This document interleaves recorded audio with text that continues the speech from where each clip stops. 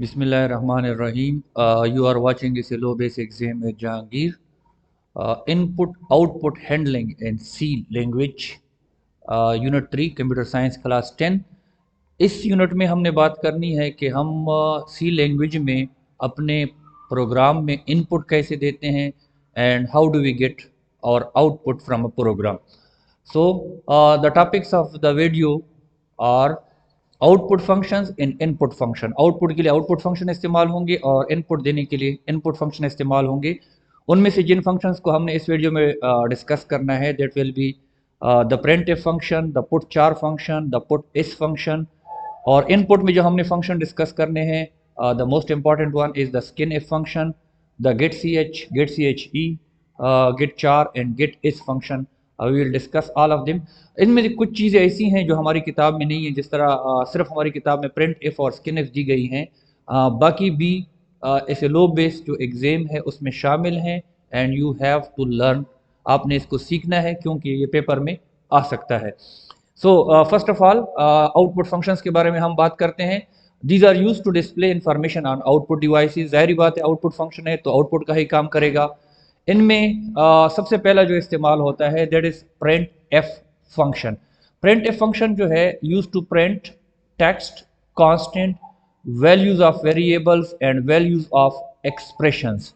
ये हमारे पास टेक्स्ट अगर हमने सिर्फ आउटपुट में दिखाना हो, कांस्टेंट दिखाने हो, वैल्यूज ऑफ वेरिएबल्स दिखाने हो या वैल्यूज ऑफ एक्सप्रेशंस दिखाने हो, ये बातें सारी जो है मैं आपको एक प्रोग्राम से दिखाता हूँ। देन यू विल सी कि ये किस तरह। ये ऑलरेडी मैंने स्टार्ट किया हुआ है। जब आप प्रोग्राम लिखना शुरू करोगे hash include studio dot H main ये लिखोगे, फिर करली ब्रेसिस, उसके अंदर सबसे पहले हम टेक्स्ट जो है ना वो प्रिंट करना चाहते हैं। हम देखते हैं कि प्रिंट एफ की मदद से प्रिंट एफ कीवर्ड है एज इट इज़ लिखोगे, फिर पेरेंथेसिस छोटे ब्रैकेट और उसके आगे डबल कोट्स, उसके अंदर आप जो भी लिखोगे, मिसाल के तौर पर मैं लिखता हूँ ऐसे लो बेस एग्जाम्स, ये मैंने लिख लिया। और सी लैंग्वेज में या सी प्लस प्लस में जब भी आपका स्टेटमेंट पूरा होता है सेमी कॉलन से हम टर्मिनेट करते हैं। अब इसी प्रोग्राम को मैंने रन करना है।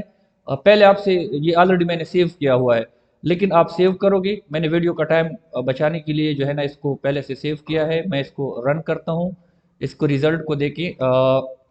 It should be this SLO base exam. जो आउटपुट में जो कुछ मैंने, इसको हम स्ट्रिंग कहते हैं, डबल कामा के अंदर लिखा था वही चीज़ जो है मुझे नज़र आई, इसको हम टेक्स्ट कहते हैं। तो हमने कहा कि ये हमें टेक्स्ट दिखाने के लिए, कांस्टेंट दिखाने के लिए। अच्छा, अब कांस्टेंट को हम देखते हैं, how do we will get constant. मिसाल के तौर पर कांस्टेंट कोई हिंसा होगा, the value of X is equal to, जब भी हमने कोई इंटीजर वैल्यू शो करनी हो, हम आगे वीडियो में हम इसको डिस्कस करेंगे, तो उसके लिए %d लिखते हैं। मिसाल के तौर पर 8। अब इसको मैं रन करता हूं तो ये the value of x is equal to, यहाँ तक स्ट्रिंग है, %d जो है ये दिखाने के लिए कि आगे हमने इंटीजर वैल्यू दिखानी है। अब इसको मैं कंपाइल एंड रन करता हूँ। You can see it, the value of x is equal to 8। तो हमने दो चीज़ें सीखी कि हम जो है वो क्या कर सकते हैं, प्रिंट एफ से शो कर सकते हैं। वन थिंग इज टेक्स्ट लिखाई हमने देखी, फिर हमने कांस्टेंट देखा। अब हम देखते हैं values of variable. Values of variable के लिए सबसे पहले हमारे पास कोई वेरिएबल होना चाहिए। वेरिएबल मैं इधर डाल देता हूँ, मिसाल के तौर पर int a comma sorry semicolon a is equal to, मिसाल के तौर पर 9 सेमी कॉलन। अब मैं अगर देखना चाहूँगा the value of A is equal to, चूंकि इंटीजर है तो इंटीजर के लिए मैं %d लगाऊंगा। %d क्यों लगाते हैं इंशाल्लाह कमिंग वीडियो में मैं आपको बताऊंगा। और यहाँ पे मैं a लिखता हूँ, तो अब a की जो वैल्यू है वो मुझे आउटपुट में नजर आनी चाहिए। ये देखें, the value of a is equal to 9। तो तीन चीज़ें हमने डिस्कस की कि प्रिंट एफ जो है टेक्स्ट को दिखाने के लिए, कांस्टेंट को दिखाने के लिए और वैल्यू ऑफ वेरिएबल को दिखाने के लिए।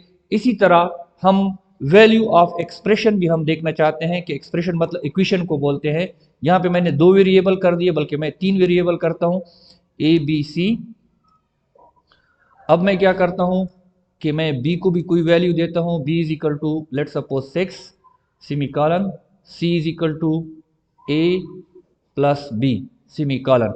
अच्छा, तो अब यहाँ पे मैं लिखता हूँ द वैल्यू ऑफ, बल्कि ये मैं इधर नहीं लिखता हूँ, मैं एक्सप्रेशन इधर बनाता हूँ, value of c is equal to a plus b। यहाँ पे मैंने इक्वेशन लिखा।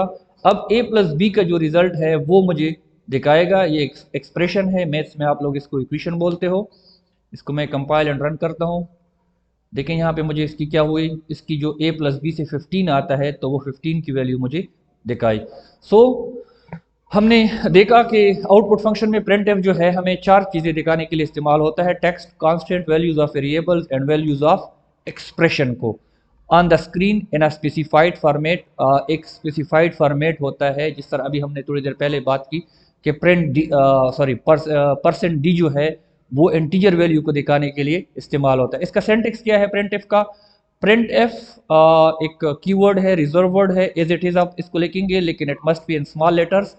और फिर उसके बाद कंट्रोल स्ट्रिंग होता है। कंट्रोल स्ट्रिंग क्या होता है ये अगले वाले स्लाइड में मैं आपको दिखाऊंगा।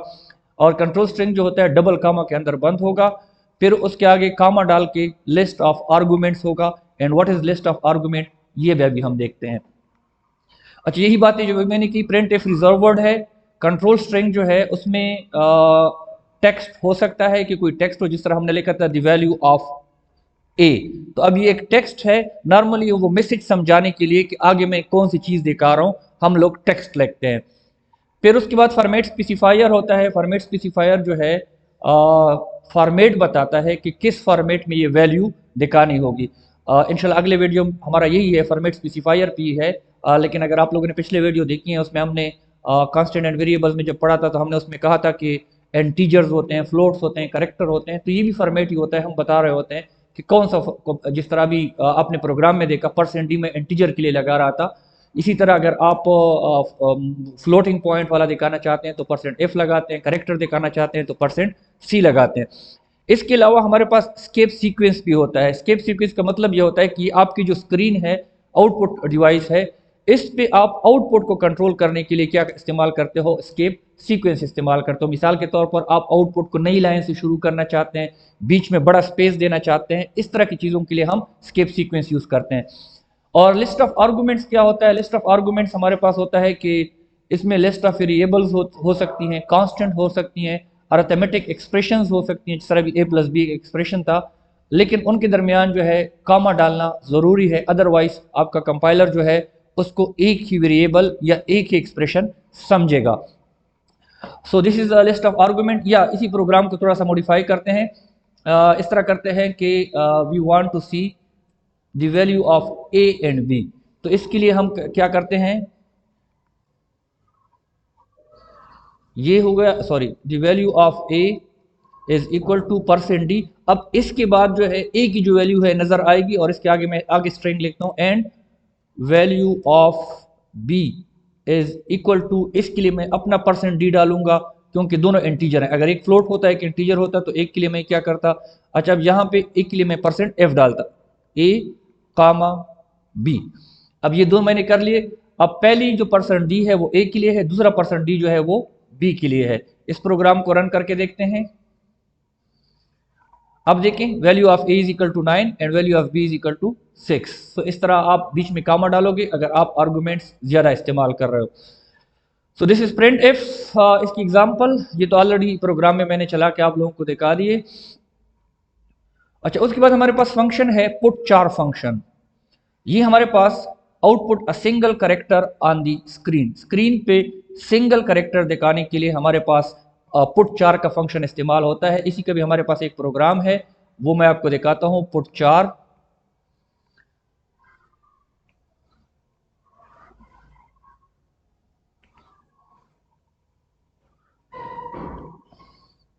ये पुट चार का फंक्शन है, ठीक है। हैश इंक्लूड मेन, और उसके आगे चार, जिस तरह इंटीजर के लिए एंट लिखते हैं तो करेक्टर के लिए चार लिखते हैं, उसको नाम दिया है सी एच, आप कोई भी नाम दे सकते हो, और उसको वैल्यू दी है ए की। और ए जो है दैट इज जब भी आप करेक्टर इस्तेमाल करते हो तो उसकी value it must be enclosed within single quote, single comma के अंदर बंद होनी चाहिए। फिर उसके बाद पुट 4, हम एक करेक्टर की वैल्यू देखना चाहते हैं और उसका नाम जो है CH है, आप कोई भी नाम दे सकते हो। तो इस प्रोग्राम को हम रन करके देखते हैं। ये देखें, इसकी ए हमने सिर्फ दिखाना था, तो इस बात जगह पे हमें एक करेक्टर दिखाने की जरूरत होती है, then we will use put 4। अच्छा, उसके बाद हमारे पास पुट 4 में तो ऐसी कोई खास बात नहीं है, it will show A in output, ये प्रोग्राम आप लोगों ने ऑलरेडी देख लिया। उसके बाद पुट इस फंक्शन है use to print string on the screen, screen पे एक पूरी स्ट्रिंग, मतलब जब जिसमें बहुत सारे करेक्टर्स हों उनको दिखाने के लिए जो है हम क्या इस्तेमाल करते हैं, पुट इस इस्तेमाल करते हैं। इसका जो सेंटेक्स है पुट इस स्ट्रिंग, आगे स्ट्रिंग लिखते हैं पुट इसके, और स्ट्रिंग में कंसिस्ट ऑफ कांस्टेंट और स्ट्रिंग टाइप वेरिएबल, इसमें कांस्टेंट भी हो सकते हैं और स्ट्रिंग टाइप वेरिएबल भी हो सकता है। Constant is enclosed in double quotes in variable is not, जब कांस्टेंट की सूरत में होगा तो आप इसको डबल कामा के अंदर बंद करोगे, जब वेरिएबल के सूरत में होगा जो है उसको फिर बंद नहीं करोगे। तो पुट इसका एक प्रोग्राम भी मैं आपको दिखाता हूं, put S, this is put S. अच्छा, हैश इंक्लूड स्टूडियो मेन, ये तो वही होगा, put S S A low base exam में जहांगीर सेमी कॉलन। अब ये जो है ये पूरा स्ट्रिंग जो है हमें दिखाएगा अगर आपने सिर्फ स्ट्रिंग दिखाना हो। ये देखें, S A low base exam में जहांगीर, तो ये पुट इस, जब आपने स्ट्रिंग पुट 4 जो है एक करेक्टर को दिखाने के लिए, पुट इस एक पूरी स्ट्रिंग दिखाने के लिए हम लोग यूज करेंगे।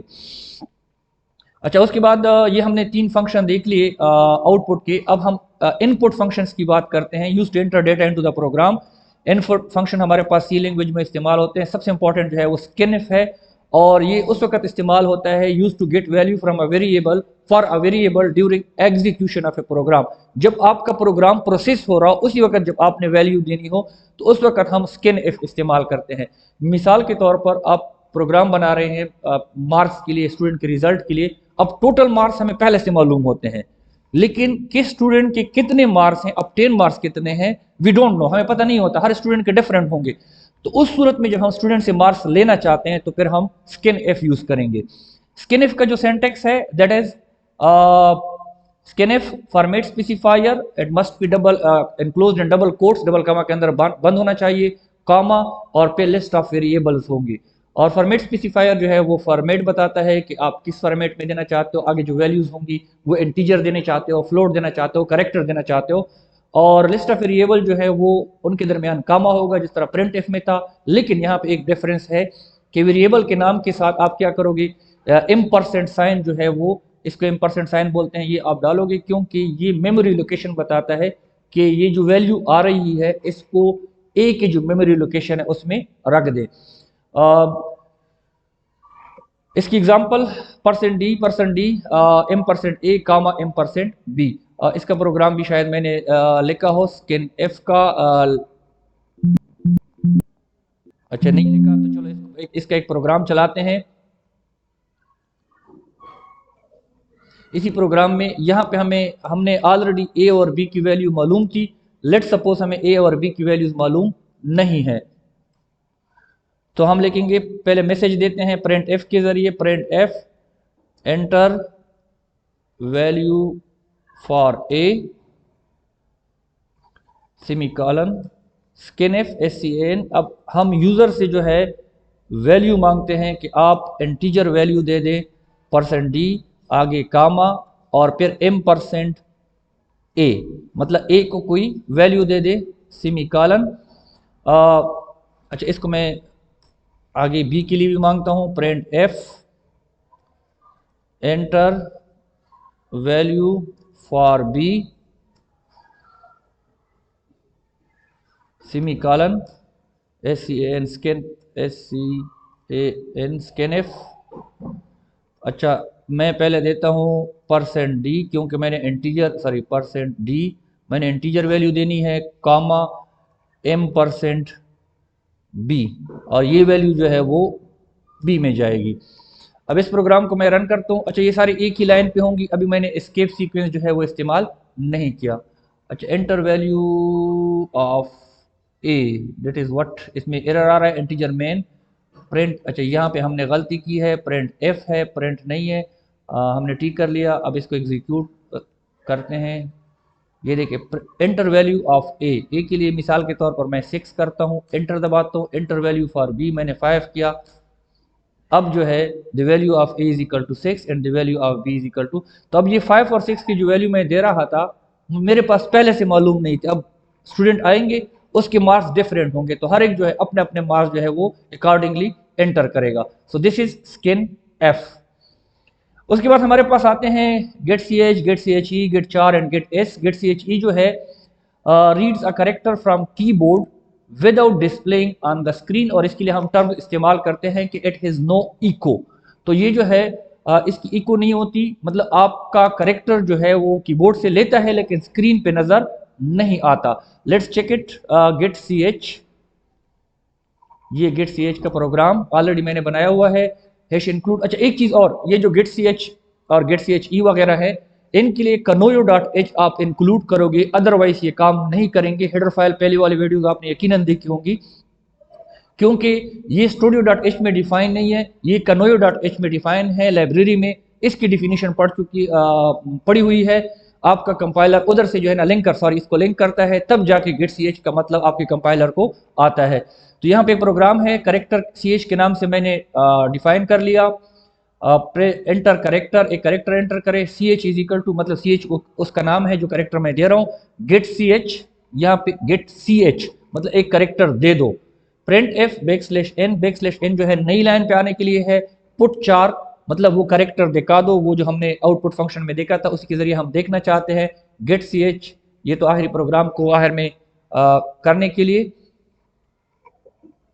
अच्छा, एंटर अ करेक्टर, मिसाल के तौर पर मैं यहाँ पे के का मैंने दबाया, अब देखिए यहाँ पे नजर नहीं आया, लेकिन आगे वाला जो है पुट 4 वाले ने मुझे दिखा दिया, लेकिन यहाँ पे गेट सी एच वाले ने मुझे जो मैं वैल्यू दे रहा हूँ वो नजर नहीं आ रहा। इट इज नो इको, मतलब स्क्रीन पे डिस्प्ले नहीं कर रहा।